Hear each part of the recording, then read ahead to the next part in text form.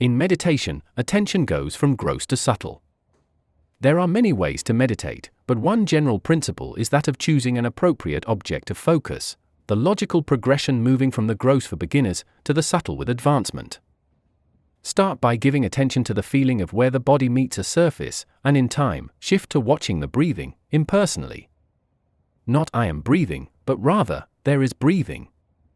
In fact, this practice of seeing all phenomena impersonally can be fruitfully applied to other things, such as there is thinking, breathing, doing, energy, etc., rather than I am doing or feeling them. The seeing of a doer is always a delusion, and so a practice can be made of catching this tendency and replacing it with a non-personal observation. Things appear, but there is no doer to be found. Mindfulness of breathing is a helpful practice.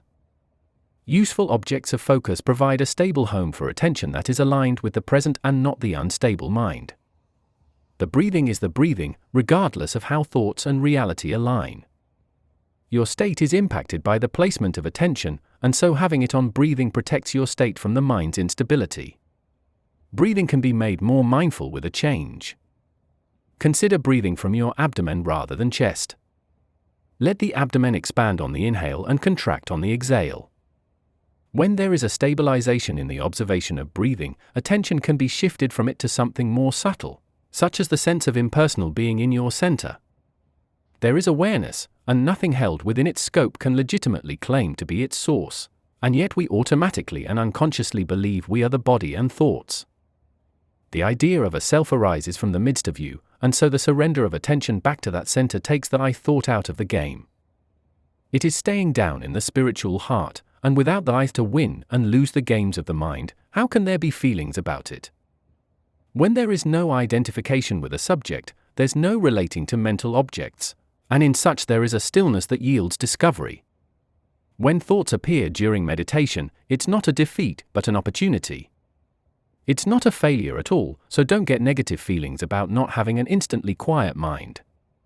Liberation isn't about stopping the mind anyway, it's about breaking a piece in its machinery through observation and the exposure of its non-self nature. In such discovery, the mind's movements no longer have meaning and thus, can no longer bring suffering. The piece that must be removed is the ignorance that experientially believes the body and mind are the totality of self. That takes the mind's voice to have origins in a personal will. So long as there is belief that something tangible, vulnerable, and corruptible is the perceiver of all feeling, sense data, and thought, there will be emotional instability at its changing prospects. There is fear for that constituent, and fear necessitates mitigation, which creates the need for things to be a certain way. When things need to be different than they are, the outcome is what's desired, and desire is suffering. Thoughts are relational. They have something to do with the person from whom they claim to originate, and as such, they have the power to pull the inner levers of emotion. The thought of something that's mine creates different feelings than something that's not. Mine is the magic of personalization. But take stock of your self, going from gross to subtle.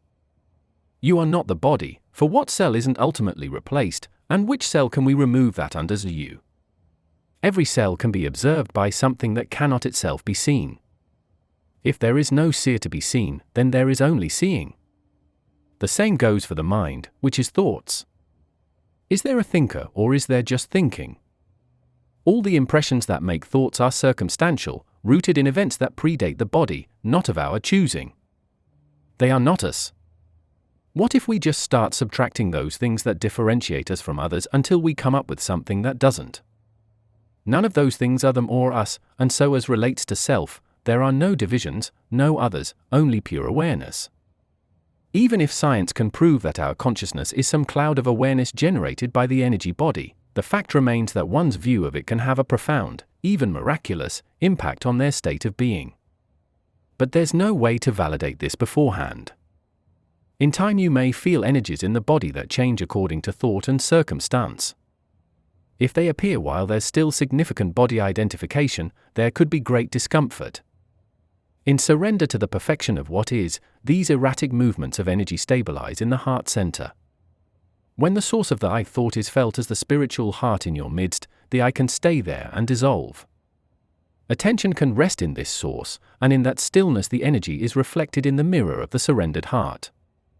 It is a peace that eclipses the idea of anything we could get or do, for such things are only middlemen for a derivative of what we have in stillness.